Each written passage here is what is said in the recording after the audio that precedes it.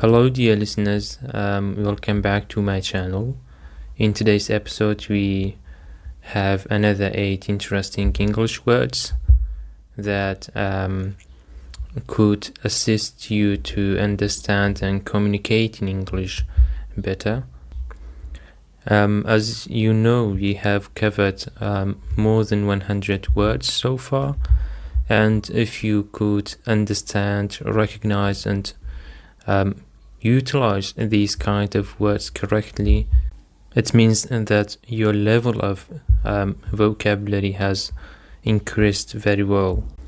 Okay, shall we now? Let's just get started. And for the first word, we have got iterate. Iterate. Iterate is a verb and it means to repeat a process or improve something by making repeated changes based on results. Or you could say to repeat a process again and again and making improvements each time. Imagine when a student writes an essay, at first he or she might make some mistakes, but when the teacher gives some feedback, then the student makes it better. So the student iterates the essay until it becomes excellent. And just imagine each step is another iteration, because each step consists of some kind of iteration. So simply it is a repeated process and making improvements each time. Okay, now we have some synonyms, meaning some similar words to iterate, such as revise, refine, repeat, improve, modify. Remember that it is known as iteration and it is adjective as iterative. And now we have some common collocations, such as iterate a design, iterate a product, iterate a process, iterate a lesson plan, iterate on an idea, and iterate on feedback. So we could say that iterate is mostly or usually used with these kind of words. Okay, now let's have some sentence examples, like the team iterated the design several times. Good writers iterate their work before publishing.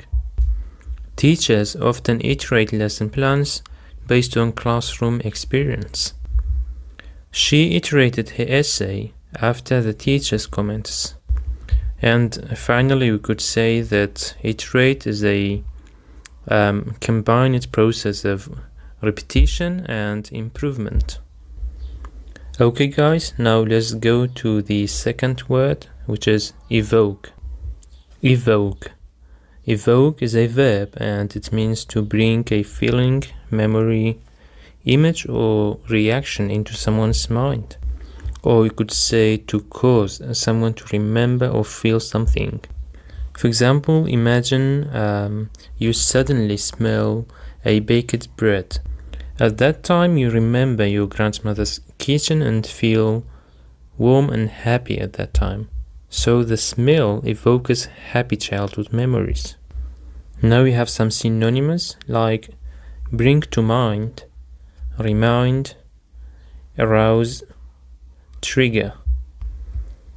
And some common collocations like evoke memories, evoke emotions, evoke feelings, evoke curiosity, evoke laughter, evoke an image. So remember that usually evoke is used with these kind of words. And now we have some sentence examples like the old paragraph evoked happy memories. Her speech evoked strong emotions. The novel evokes a sense of mystery. The smell of coffee evoked memories of university life. Okay, listeners, now let's go to the third word, which is intrude. Intrude. The stress is on the second syllable, intrude. Intrude is a verb and it means to enter, interrupt, or become involved in a place or someone's private life without being invited or welcomed. Or simply we could say that to go where you are not welcomed or wanted, and or to interrupt someone in an unwanted way. Imagine that two friends have a private conversation, but suddenly a stranger walks over and joins the conversation without being invited. So at that time, the stranger has intruded on their conversation. Okay, now we have some similar words to intrude, like interrupt, interfere, invade, and some common collocations like intrude on someone's privacy, intrude into someone's life, intrude into a discussion, intrude on personal space. And now for the sentence examples, we have, for example, I didn't mean to intrude on your conversation. The media shouldn't intrude into people's private lives. I hope I'm not intruding by calling so late. Researchers must avoid questions that intrude on participants' privacy. So finally, very simple, you could say that intrude means to enter without permission. Okay, dear listeners, now let's have another word, which is reconcile. Reconcile. Reconcile is a verb and it means to restore a friendly relationship after a disagreement. For example, imagine that two friends arguing. Later they apologize, shake hands and smile. So at that time they have reconciled.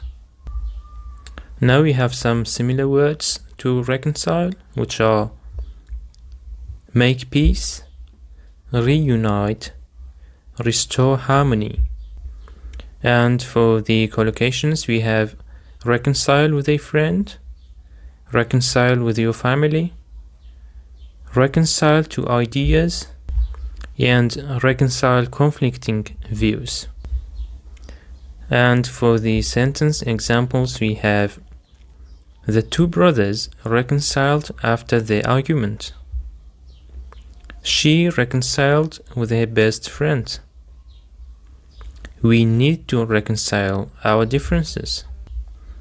The committee tried to reconcile opposing viewpoints. So simply, reconcile means to bring together again. It could be either people or ideas. For example, we could say reconcile with a friend and reconcile to different opinions. Okay, dear learners, now let's move on to another word, which is substantiate. Substantiate. The stress is on the second syllable, substantiate. Substantiate is a verb and it means to provide evidence, factors or proof to support a claim, argument or a statement.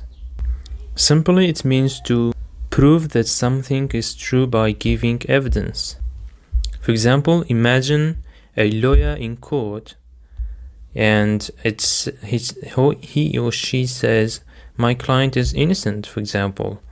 Then the judge asks, what evidence do you have? Then the lawyer presents documents, photos and witness testimony. At that time the lawyer has substantiated the claim with evidence. Now we have some synonyms for substantiate like prove, support, verify, confirm, validate. Now we have some common words that are usually used with substantiate, like substantiate a claim, substantiate an argument, substantiate a conclusion, substantiate findings, substantiate a theory. Now for the sentence examples, we have the researcher substantiated the claim with reliable data. There is not enough evidence to substantiate the allegation.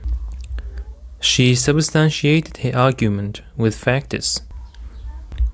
So simply, when you claim something with evidence, actually at that time you substantiate the truth of it. Okay, dear listeners, now let's have another word, which is admonish. Admonish. The stress is on the second syllable, admonish. Admonish is a verb and it means to warn or criticize someone gently because they have done something wrong. Or simply we could say that it means to tell someone firmly that they should stop doing something wrong. For example, imagine that a teacher notices a student talking during an exam, and the teacher at that time says, "Please stop talking, this is an exam." The teacher actually is not shouting or punishing the student, but he or she gives a firm warning. So the teacher actually at that time admonishes the student. So this is admonishing.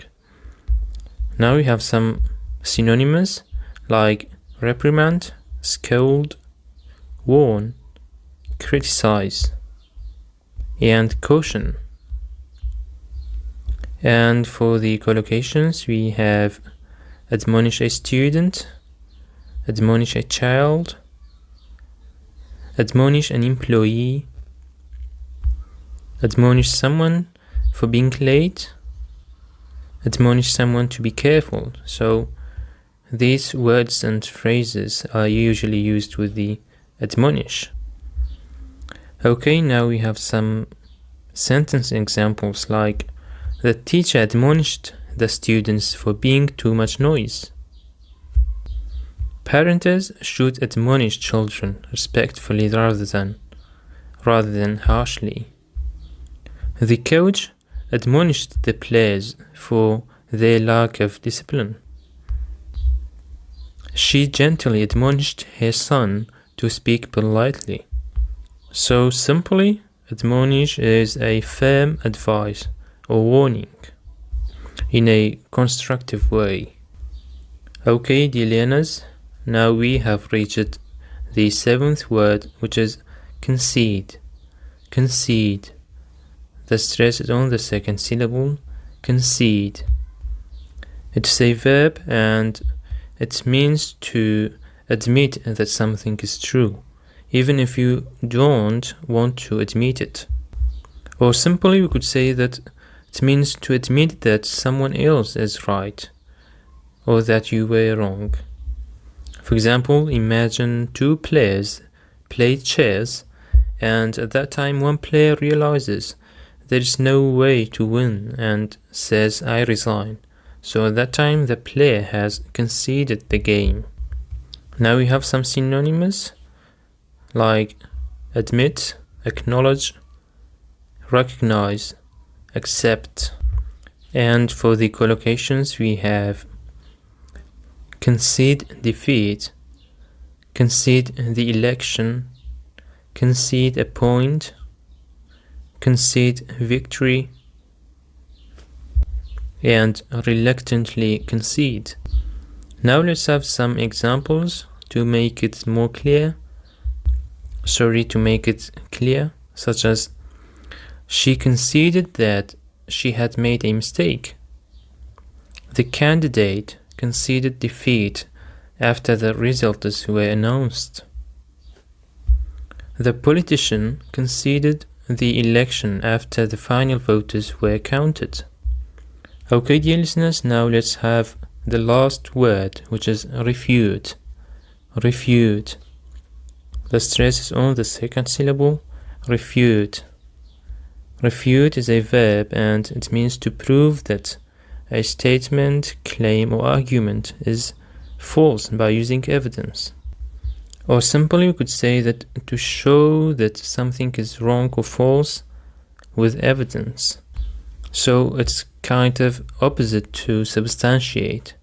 Substantiate means to show that something is true by using evidence, but refute is to show that something is wrong with evidence.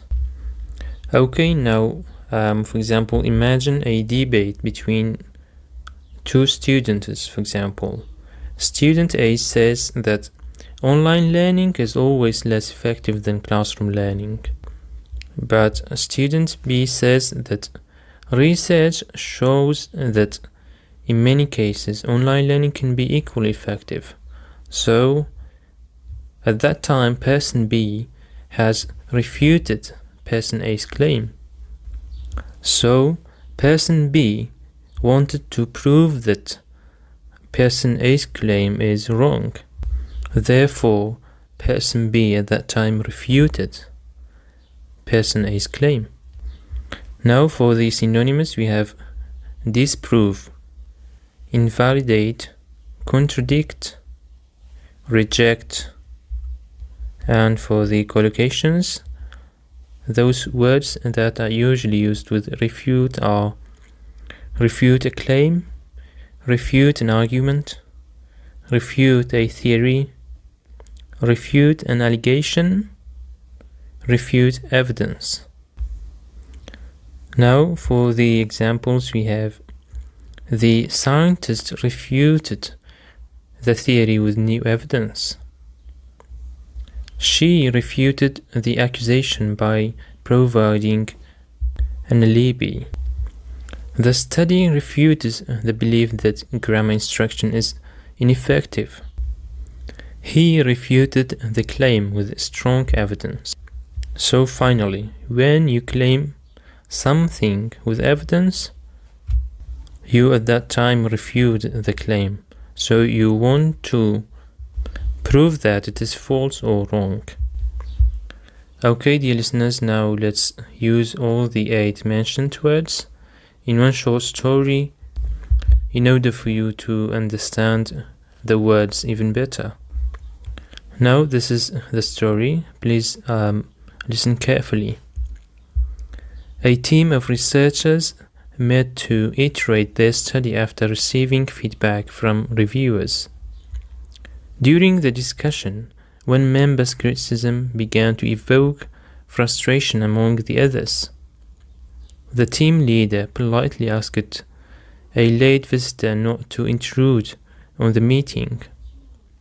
After a calm conversation, everyone managed to reconcile their different opinions. They agreed that every claim in the paper had to be substantiated with reliable evidence. The supervisor gently admonished the group to avoid making unsupported statements. One researcher eventually conceded that a section of the paper was weak, while another successfully refuted an inaccurate criticism by presenting strong empirical data. Okay, dear brothers and sisters, that's the end of this lesson. Until the next episode, hope you the best.